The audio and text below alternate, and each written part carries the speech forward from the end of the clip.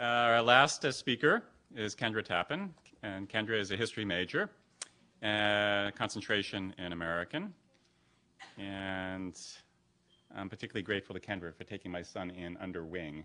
My son came along for the trip, and he's 14 years old, and he was a little apprehensive going on a trip with 4 Barnard women. But he suddenly had 4 older sisters, and they loved him to death. It was really a wonderful experience for him.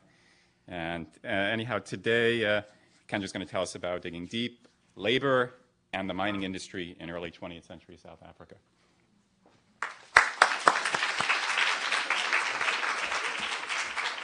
Thank you. And I should also say that we convinced Tim's son that he'd be the first man admitted to Barnard. So,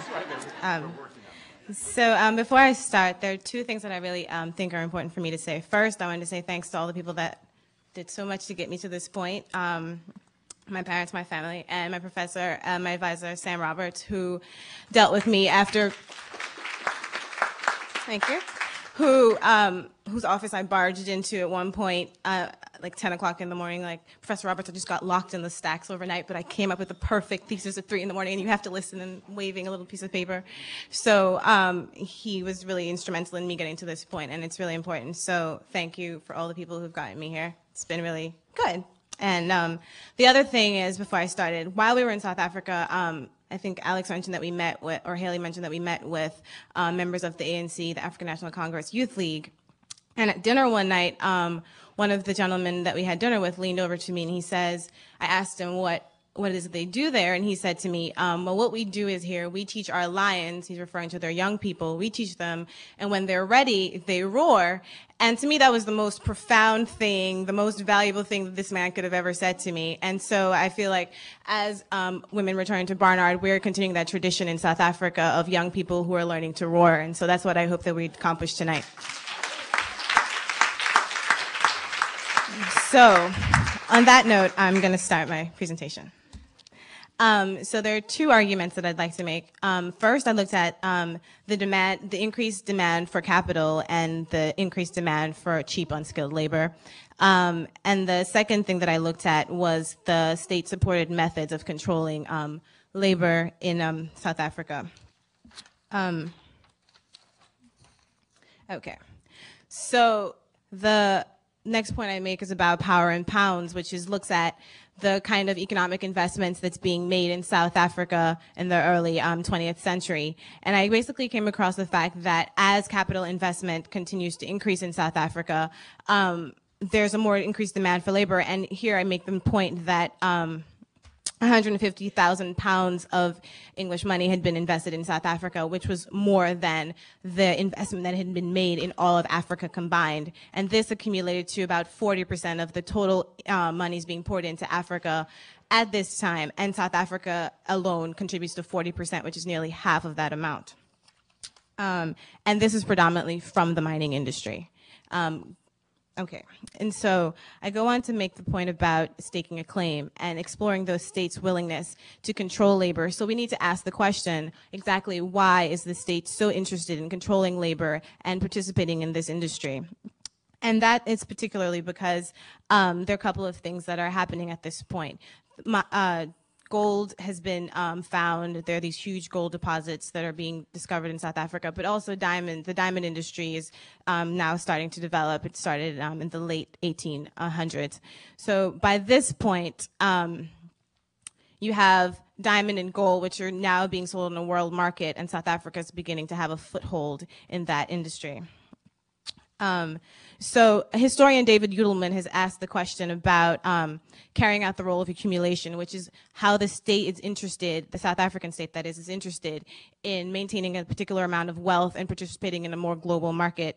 And so to control the African labor at this point, there's a series of things that happen. There are passed laws that are instituted. There are compulsory registration for labor contracts. So what you have is as miners are now forced to participate in mining industry, they go from their rural areas to more urban areas such as Johannesburg to participate in mining. And at one point, what essentially happens is that they have to have passed laws to come to these mining districts and to have essentially permission to be there. The other thing that happens once they get there is they have to have registration contracts showing that they're there for the purpose of work. And if they're not, then they're sent back to these rural areas where their only other option is destitution because they really can't subsist farm or anything like that anymore, the possibility of that steadily decreasing. There's a set of vagrancy laws that are developed at this time. If you're working or you're walking to these mines looking for a job and you don't have a contract, you're now a vagrant, and you can be hired to a mine. You don't get any of the money that you're working for because you've been charged with the criminal act. Then instead of in addition to the vagrancy laws, rather, they develop convict labor stations. So now you're a convict because you're trying to go to work, but you don't have a pass, so you're there to work for a set period of time. And then, to further this, there's mining compounds which are developed, which further removes the men from these subsistence farming communities and places them in a place where they're constantly under control, where they're forced to participate in this industry that's now developing. So the next thing I decided to look at were challenges to the industry, both from an internal or a structural perspective and from the people who are involved in this labor as well. Because I think it's a fallacy to assume that these men who were participating in this mining industry, and their wives and their families as well, just sat by and said, okay, our hands are tied. Yes, the circumstances were terrible, but they responded in several different ways. So first we looked at the increase in labor costs and decrease in profits. At this point, particularly in the first half of the 20th century, there's World War I and World War II. And as we here know, there's a depression that occurs, but it doesn't just occur in the United States. It occurs around the world, and that obviously would have a world impact. The next thing is world inflation and the price of gold. And let me just find the note here, I'm sorry. But at this point, there's world inflation and the price of gold is being set at a particular number. And so there's a point here that I have that the revenues of the state and mine owners, politicians propose to increase industrialization as a means to solve their economic ills. So as there's a set price of gold, they're more interested in producing more gold so they could sell on a world market. And that's their main concern, maintaining a particular kind of income for the overall state. The second point that I wanted to look at was the inability to control the various aspects of the financial structure in the mining industry. At this point, what's happening is people like Lionel Phillips, who's one of the early miners, who owns several mines rather in South Africa, he has pretty big interest and can pull pretty big strings. That's what it comes down to. And so the state recognized that if they're going to work in collaboration with this man, they can increase the amount of profit that they have. Not just Lionel Phillips, of course, but there are other miners. And then there's, of course, fluctuations in the supply of working capital. If there's less money going around, there's a depression in the world, then there's less money to be had for the state as well. So then we look at labor and capital and controlling the costs of mining and production. There's an increase in productivity. There's more demand they're creating an increased demand for gold, particularly from low-grade mines. That means that they're going to sell lower-grade gold rather, which is cheaper to produce and sell it rather than investing the kind of capital they need to produce higher-grade gold. Of course, there's decreasing workers' wages. You don't have to pay people as much, so you make more of a profit. And then you increase the number of jobs that black workers could access, because at this point there's also an influx of workers from Europe who are coming to South Africa, and they're of course going to have a demand for higher pay, but if you use cheap black labor, then they can't make that demand, so they're essentially pushing out white workers as well. So conflicting interests. Obviously, this creates tensions between white miners who want these jobs and black miners who get these jobs but at very low pay. So that's the interesting point that I look at. And again, I made the point about decreasing the pay for laboring whites who don't get any money, and they have to now find other industries in which to work, or different parts of the mining industry in which to work where they can have higher pay. And then this gets to the exciting point where black miners actually respond and they don't just, sit around. And I think it's important here also to note that black miners have always had some sort of agency, which is a new catchword in like historical research, I guess. But they have always exercised that, and it's as early I came across as, the late 19th century, where they would only work for particular miners and particular mines where they knew they would be treated fairly, and if they weren't, they exercised their right to leave, which again goes back to the point I made earlier about the development of sort of like mining compounds and vagrancy laws, again as a way to control resistive measures of those miners. So by 1920, black miners responded with a strike, and it was more, they had already made up such a large part of the mining industry that miners were forced to pay attention, the mine owners were forced to pay attention.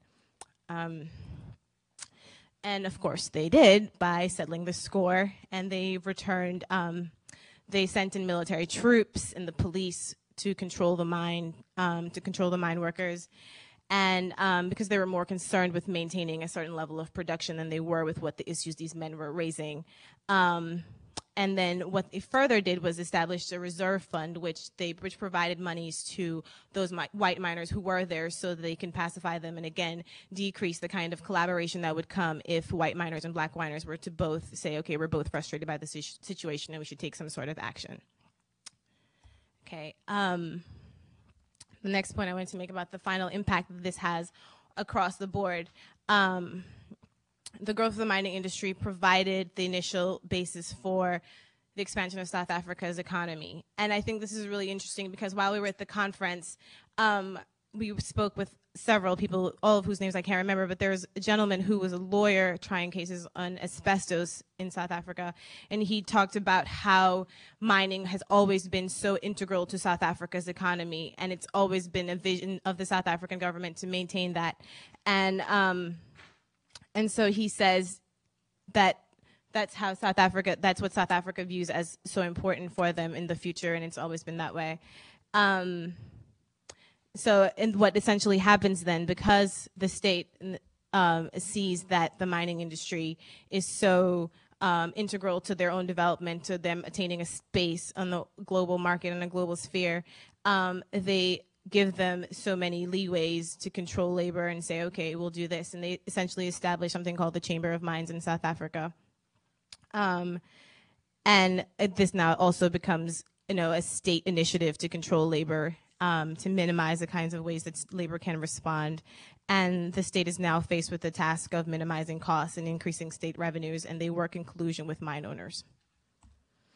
So finally, to conclude, I argue that the fundamental nature of the economic and political relationship between mining in South Africa is that mining becomes an integral component of the South African economy and South Africa's state in the global world.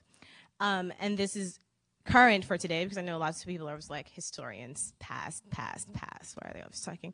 But there are a lot of implications for history for the present. And one of those is that this argument about South Africa seeing that mining is so integral and so important for its future, and it's claiming a place in the global market. There's a recent study that was carried out by the World Bank, the study was supposedly set to find about the sustainability of the mining industry, and as it turned out, it didn't really work in the World Bank's favor. It was found that mining is unsustainable, and that the implications are that people who are involved in the mining industry become increasingly poor, and the people who do benefit the most are those who own the mines, those who invest the most money, those who don't even live in those communities at all. So there are clear implications for the past history and what is held for the future for South Africa. So thank you.